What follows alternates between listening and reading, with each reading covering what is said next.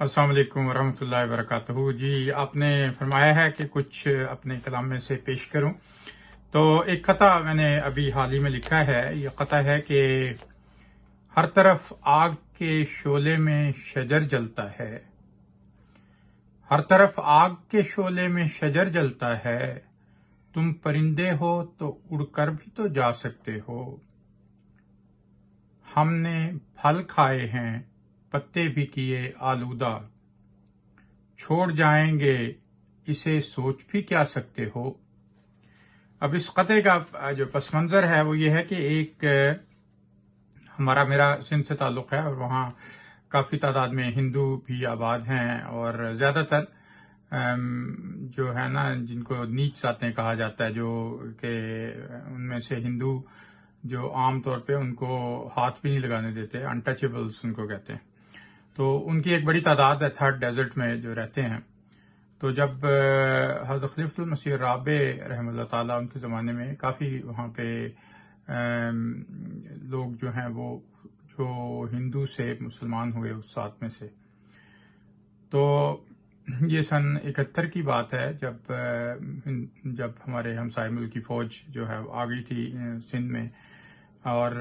اس علاقے میں ظاہر ہے کہ جو سیکورٹی فورسز تھی وہ وہاں پہنچی،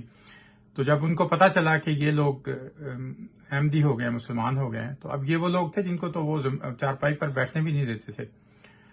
تو انہوں نے ان کو پکڑ کے، جو ان کے ہیڈ تھے، ان کو باندھ دیا چارپائی کے ساتھ، اور انہوں نے کہا کہ تم جو ہے واپس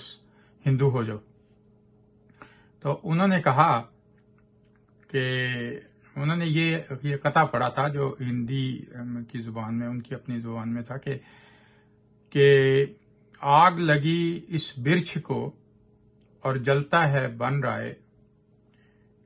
پنچھیوں تم کیوں جلو جب پر تمہارے سائے، کہ درخت کو آگ لگی ہوئی ہے اور سارا جنگل جل رہا ہے، تو تم جو پرندے تم بیٹھے ہوئے ہو اس کے اوپر، تم اڑ کیوں نہیں جاتے؟ تمہارے تو پر سلامت ہیں۔ تو انہوں نے اس کے جواب میں کہا کہ پھل کھائے اس برچھ کے اور گندے کیتے پات، یہی ہمارا دھرم ہے کہ جل جائیں اس کے ساتھ، کہ ہمیں مسلمانوں نے، جماعت احمدیہ نے ہمیں زمین سے اٹھا کر چارپائی پر بٹھا دیا ہے،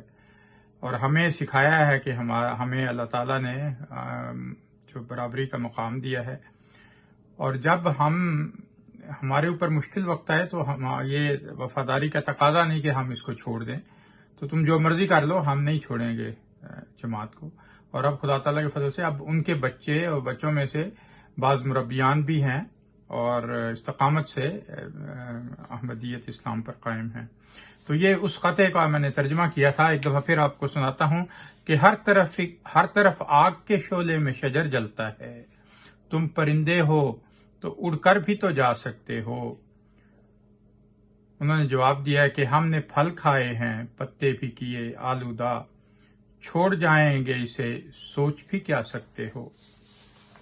اور اس کے بعد ربیع الاول کے حوالے سے، یہ مہینہ آپ کو پتا ہے کہ ربیع الاول کا ہے، تو ایک نعت میں نے یہ ابھی چند دن پہلے یہ جو ہے لکھی تھی، کہی تھی: ذکر ہو اس ماہ میں ماہ عرب کا بار بار، یعنی حضرت صلی اللہ علیہ وسلم،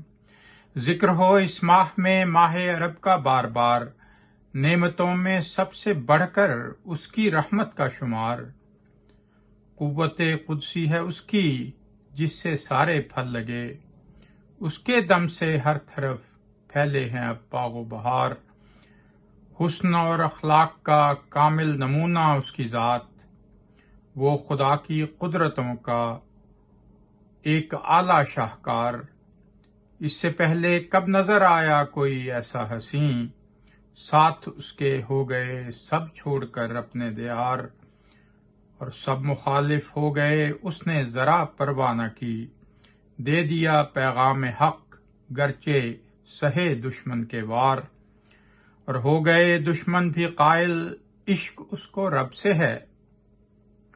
ہو گئے دشمن بھی قائل عشق اس کو رب سے ہے، دی گواہی سب نے ہے اس کو فقط رب سے ہی پیار،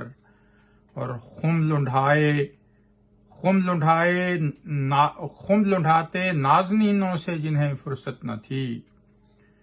آ گئے سب چھوڑ کر اس کے لیے دیوانہ وار، اور یاد کرنا اپنے رب کو ہر گھڑی معمول تھا، یاد کرنا اپنے رب کو ہر گھڑی معمول تھا، ذکر ہر پل پیار سے کرتا تھا اس کا بار بار۔ اور یہ ایک تضمین کی ہے میں نے کہ 100,000 یوسف بینم دریں چاہے زقن، واں مسیح ناصری شد از دمے بے شمار، کہ مجھے تو اس کی ٹھوڑی کے جو گڑھا پڑتا ہے ٹھوڑی میں، اس کے اندر ہزاروں یوسف، لاکھوں یوسف نظر آتے ہیں۔ تم حسن کی بات کرتے ہو، وہاں مسیح ناصری شد از دمے بے شمار، وہ تو جب پھونک مارتا ہے تو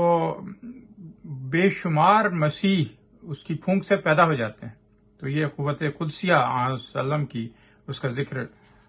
کیا گیا ہے یہاں پہ، اور یہ حضرت مسیح موعود علیہ السلام کا شعر ہے۔ اور آخری شعر ہے کہ اے خدا رنجور ہیں اس پر خزاں کا دور ہے، اے خدا رنجور ہیں اس پر خزاں کا دور ہے، پھر محمد مصطفیٰ کے باغ میں آئے بہار، صلی اللہ علیہ وسلم۔ ذکر ہو اس ماہ میں ماہ عرب کا بار بار، نعمتوں میں سب سے بڑھ کر اس کی رحمت کا شمار۔ بہت شکریہ، جزاک اللہ۔ آئندہ پھر ملیں گے۔ السلام علیکم ورحمۃ اللہ وبرکاتہ۔